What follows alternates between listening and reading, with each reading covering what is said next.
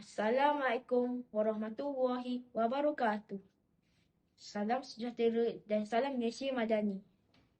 Yang berusaha, Tuan Pengerusi Majlis, Barisan Hakim yang arif lagi bijaksana, guru, rakan-rakan serta hadirin yang saya hormati sekalian.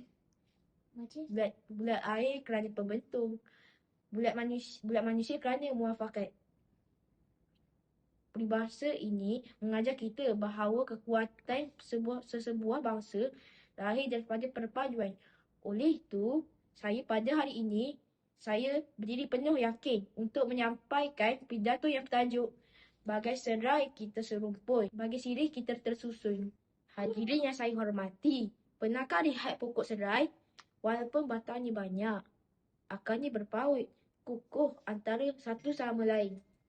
Begitu juga dengan sirih yang disusun rapi, cantik dipandang dan melambangkan kesopanan serta adab yang tinggi. Begitulah juga rakyat Malaysia. Walaupun kita berbeza bangsa, agama dan budaya, kita hidup di bawah satu bumbung yang sama, iaitu Malaysia. Perbezaan bukan alasan untuk berpecah. Sebaliknya, menjadi kekuatan yang menyatukan kita.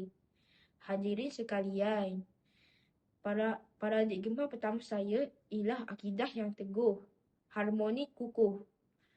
Prinsip pertama rukun negara ialah kepercayaan kepada Tuhan. Setiap agama mengajar umatnya supaya berbuat baik, menghormati orang lain, saling membantu dan hidup dalam kasih sayang. Apabila kita mengamalkan nilai-nilai murni ini, pergaduhan dapat dielakkan. Hadirin yang dikasihi, paradigma kedua saya, raja ditaati, negara harmoni. Prinsip kedua rukun negara ialah kesetiaan kepada raja dan negara. Raja ialah lambang perpaduan rakyat Malaysia. Sebagai rakyat yang bertanggungjawab, kita perlu menghormati institusi diraja, mematuhi undang-undang dan sentiasa mencintai tanah air. Sebagai murid pula, kita perlu menunjukkan semangat patriotik dengan jalur gemilang. Nyanyikan lagu negaraku dengan penuh semangat serta menjaga nama baik sekolah dan negara. Ingatlah, negara yang aman lahir daripada bersatu dan saling menghormati. Hadirin yang saya hormati, paradigma ketiga saya, yang sedikit kita semai, yang banyak kita tuai. Perpaduan tidak memula dengan perkara yang besar. Ia memula dengan amalan yang kecil. Mengucapkan salam kepada guru, menghulurkan senyuman kepada rakan, berkongsi bekal dengan kawan berlainan kaum, bekerjasama membersihkan kelas, menghormati budaya dan kepercayaan orang lain. Perbuatan yang kecil inilah akhirnya yang melahirkan masyarakat yang menyayang dan negara yang harmoni. Seperti sirih yang tersusun indah, begitulah juga kehidupan kita. Apabila kita menjaga adab dan kesopanan, kita akan dihormati oleh orang lain.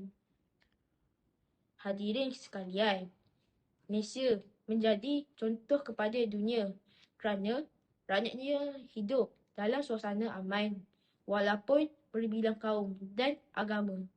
Keamanan yang kita nikmati hari ini bukan datang dengan sendiri, tetapi hasil usaha generasi terdahulu yang sentiasa mengamalkan semangat perpaduan. Kini, tanggungjawab itu berada di bahu kita pula. Kitalah generasi pewaris yang akan memastikan keharmonian negara terus berkekalan. Hadirin yang saya kasihi, sebagai penutup bicara, marilah kita menjadikan rukun negara bukan sekadar lafaz setiap kali perhimpunan, tetapi diamalkan dalam kehidupan seharian. Hormatilah guru, sayangi kawan, kasihilah keluarga, cintailah negara, kerana sesungguhnya bagai serai kita serumpun, bagai sirih tersusun. Bersatu kita teguh, bercerai kita roboh. Sekian, terima kasih. Wabillahi taufiq wal hidayah. Wassalamualaikum warahmatullahi wabarakatuh.